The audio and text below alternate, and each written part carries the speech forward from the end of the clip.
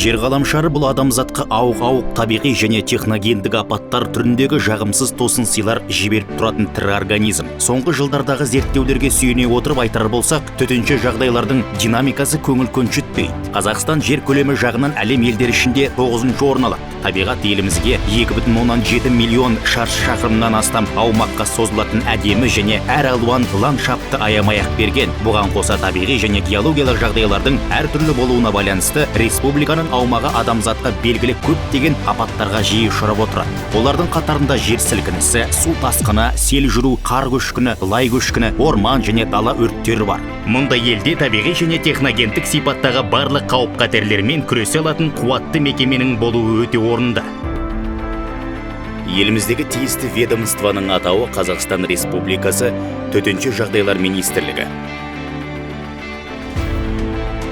Бүгінде оның құрамына өрт сөндіру және авариялық құтқару жұмыстары қызметтері, апаттар медицинасы орталығы, Қазселден қорғау, Көкшетау техникалық институты, құтқару авиациясы және басқа да құрылымдар кіреді.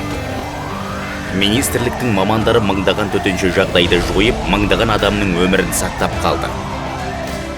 Мемлекеттің басты міндеттерінің бірі ел азаматтарының қауіпсіздігін қамтамасыз ету. Осы тұста біз құтқарушылар үнемі алдыңғы шептен табыламыз. Кез келген уақытта адам өмірін құтқару жолында өз күш-жігерімізді, тәжірибемізді көрсетуге дайынбыз. Алғашқы көмек шақырылған кезден-ақ құтқарушылар от пен суға түсіп, өз өмірін қауіпке тігеді. Кейде күніне бірнеше мәрте тілсіз жаумен бетпе-бет кездесуге тура келеді. Құтқарушы мамандығы әлемдегі ең қауіпті мамандықтың бірі болып саналады. Алайда құтқарушы әуелі өзінің емес, өзгенің өмірі үшін тәуекелге бел буады. Күнделікті өмірде жұмыстан тыс уақытта олар да ел қатарлы қарапайым тіршілік етеді. Қамқор әке, сүйікті жар, өмірдің әрбір сәтіне қуана біледі, қуанышымен бөлісе алады. Ал өз қызметіне түскен сәттен бастап құтқарушылар өзге азаматтардан ерекшеленіп тұрады. Олардың басқалардан айырмашылығы батылдық пен ерліктің үлгісін көрсете отырып, оқыс оқиғаның салдарын жоюға жұмыла кіріседі. Құтқарушы турасын айтқанда, қауіп-қатерге қарамастан өзгенің өмірін құтқаратын адам. Табиғаттың дүлей күшіне қарсы күресте қай-қайсы болмасын, әрбір апатты жағдайда адамның тағдыры қыл үстінде тұрады.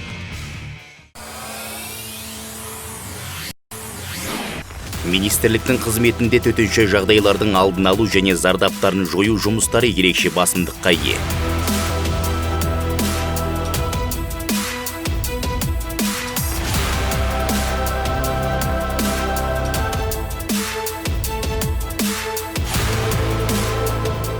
Халықаралық тәжірибеге сәйкес, тілсіз жауды ауызда қана қоймай, апатты құтқару жұмыстары да жүргізіледі.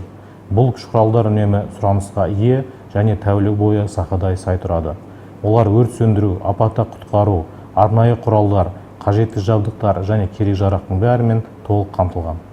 Үкіметтің және жергілікті атқарушы органдардың қолдау аясында соңғы 15 жылда республикамызда құтқару қызметтеріне арналған 31 объект салынды. Оның ішінде 23 өрт сөндіру депосы және 8 құтқару станциясы бар.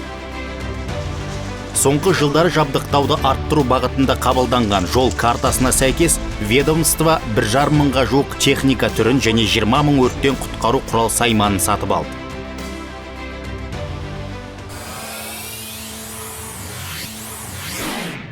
2010 жылы Қазақстан Республикасының өртке қарсы қызметі ТМД елдері арасында алғашқылардың бірі болып, халықаралық сапа стандарттарына сәйкес келетін заманауи сығылған ауадағы аппараттарға көшті. Құрылғылар тыныс алуға, жарамсыз ортада демалуға арналған. Бүгінде газ түтіннен қорғау қызметі әлемнің жетекші өндірушілері шығарған жеке қорғаныс құралдарымен жарақтандырылған. Газ түтіннен қорғаушыларды даярлап шығару үшін контейнер үлгісіндегі 15 жаттығу кешені сатып алынды. Оқу процесіне заманауи электронды оқыту және тестілеу бағдарламалары, сондай-ақ бағдарламалы қамтамасыз ету деңгейінде имитациялық жаттығу құралдары енгізілді.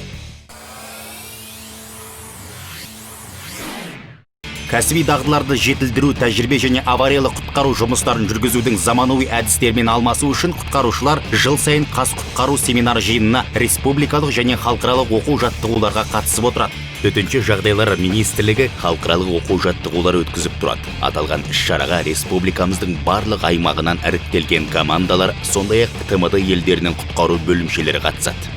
Республиканың барлық аймақтарында құрылған кинология бөлімдерін дамыту мәселелеріне ерекше көңіл бөлінеді. Адамдарды іздеу және құтқару жұмыстары кезінде қызметтік иттер баға жетпес көмек көрсетеді. Қызметтік иттердің ерекше иіс сезу қабілеті терең үйінділер астында қалған адамдарды іздеп табуға мүмкіндік береді. Сондай-ақ иттер адасып кеткен туристерді, аңшыларды, бақташыларды, табиғат апаты салдарынан хабар ошарсыз кеткен адамдар мен зардап шегушілерді іздеу шараларына жұмылдырылады. Ит адамның адал досы, сонымен қатар сенімді серігі. Біздің атқаратын жұмысымыз біреу, міндетіміз де біреу, адамдарды құтқару. Иттердің иіс сезіну қабілеті күшті дамыған. Бұл бізге зардап шеккендерді табу жұмыстары кезінде көмектеседі. Төтенше жағдайлар министрлігі жүйесіндегі бөлімдердің бірі апаттар медицинасы орталығы. Аталған бөлім төтенше жағдай салдарынан зардап шеккен адамдарға медициналық және психологиялық көмек көрсетуге қатысты мәселелерді шешумен айналысады. Апаттар медицинасы жасағы мен жедел медициналық көмек бригадалары еліміздің азаматтық қорғаныс жүйесі тұрақты даярлық қызметінің алдыңғы қатардағы тобына және ажырамас бір бөлігіне айналды. Құрылған уақыттан бері апаттар медицинасы орталығының бригадалары 36 мыңнан астам сапарға шықты. 41 мың зардап шегушіге сапалы медициналық көмек көрсетті. Орталық жұмысының басым бағыты жол-көлік оқиғалар кезінде зардап шеккен адамдарға медициналық жәрдем беру. Республикалық маңызы бар автомобиль жолдарының қауіпті деп танылған учаскелерінде 40 жол бойындағы медициналық құтқару пункті жұмыс істейді. Олардың қызметкерлері тәулік бойы жол апатына зардап шеккендерге медициналық және құтқару көмегін көрсетеді. За время работы бригадами трассовых... Жол бойындағы медициналық құтқару пункттері бригадаларының жұмысы барысында жол көлік оқиғалары болған аймақтарға 11 мыңға жуық сапар жасалды. 28 мың зардап шегушіге көмек көрсетілді. 8 мың адам ауруханаға жатқызылды. Жол бойындағы пункттерді құру уақытылы әрі тиімді шара болғанын уақыт көрсетіп отыр. Құтқару авиациясы жыл сайын іздестіру, құтқару, өрт сөндіру және жеке құрамды ауыстыру жұмыстарына мыңнан астам ұшуды орындайды. Авиация сел қаупі, мұз және су тасқыны жағдайларын бақылау шараларына тартылады. Таулы аймақтардағы құтқару операцияларына дала мен орман өрттерін сөндіруге қатысады. Төтенше жағдайлар министрлігі авиация техникасы сапында отандық және шетелде өндірілген жиыны 27 тікұшақ бар. Олар Қазақстанның 14 қаласында орналастырылған және кез келген уақытта көмекке ұшуға әзір тұрады. Әуе паркі құрамында Ми-26, Ми-8, ЕС-145, К-32 тікұшақтары кіреді. Қазавиа құтқару акционерлік қоғамының қызметінде санитарлық авиацияның өзіндік орны бар. Науқастар мен зардап шеккендерге жедел медициналық көмек көрсетіледі және медициналық мекемелер қашық жағдайларда тасымалдау жүргізіледі. Ұшқыштар мен дәрігерлер мыңдаған адамның өмірін құтқару үшін осылай білек сыбана күреседі.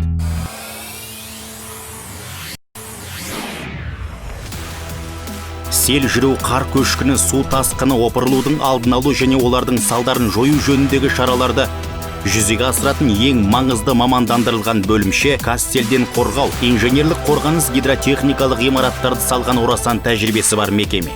Қазақстан Республикасы тұңғыш президентінің тапсырмасы бойынша Сырдария өзеніндегі Көксарай тасқынға қарсы су реттегіші және Астана қаласын Есіл өзенінің тасқын суларынан қорғау сияқты бірегей нысандар тұрғызылды. Осы стратегиялық жобаларды іске асыру еліміздің оңтүстік бөлігі мен елорданы су тасқынынан сақтайды.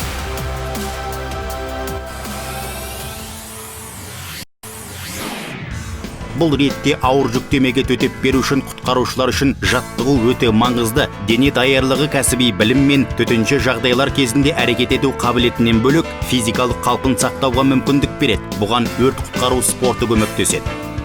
Спорттың бұл түрі ойдан шығарылған жоқ. Ол адамдарды күні сайын өрттен құтқаратын кәсіби мамандардың тыныс тіршілігімен байланысты. Өрт сөндіру құтқару спорты даңғындыларды жетілдіруге, топ ішінде жылдам әрі үйлесімді жұмыс істеуге ықпалын тигізеді. Бұл спорт бір ойынға құмарту емес, адам өмірін құтқаруға арналған. 2001 жылдан бастап Қазақстан халықаралық турнирлерге, Еуропа және әлем чемпионаттарына ұдайы қатысып келеді. Ұлттық құрама мәртебесінде құтқарушы спортшыларымыз әлемдік деңгейдегі жоғары жетістіктерге жетіп, үнемі жүлделі орындарды иеленіп отырады. Бұған құрама қоржындағы марапаттар мен кубоктар дәлел бола алады. Біздің құрама командалардың өнер көрсету деңгейі Қазақстанның өрт сөндіру және құтқару спортын дамыту ісіндегі беделінің едәуір артуына ықпал етеді.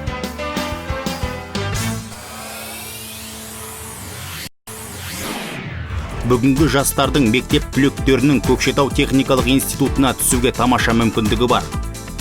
Олар өрт қауіпсіздігі, төтенше жағдайларда қорғау, азаматтық қорғаныстың командалық тактикалық күштері, өрт сөндіру және авариялық құтқару ісі бағдарламалары бойынша бакалаврларды дайындайды.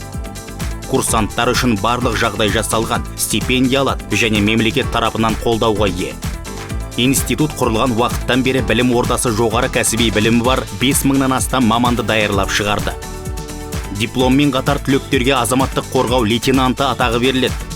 Бұдан әрі қызмет ету үшін Көкшетау техникалық институтының түлектері төтенше жағдайлар министрлігі аймақтық органдарына жолдамалы.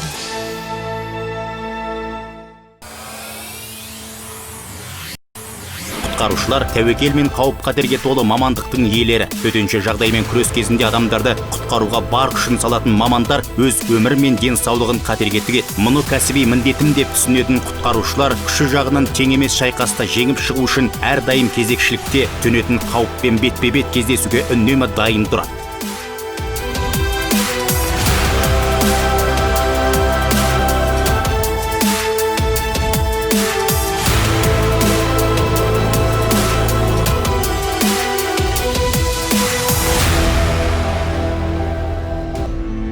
Тәулік бойы, аптасына 7 күн Қазақстан Республикасы төтенше жағдайлар министрлігі кәсіби және сенімді командасы тұрғындарға көмекке келуге әзір. Кәсіби құтқарушылар әрдайым сапта тұрады. Олардың мамандығы сондай, өз қызметін атқаруға сақадай сай болу құтқару миссиясы.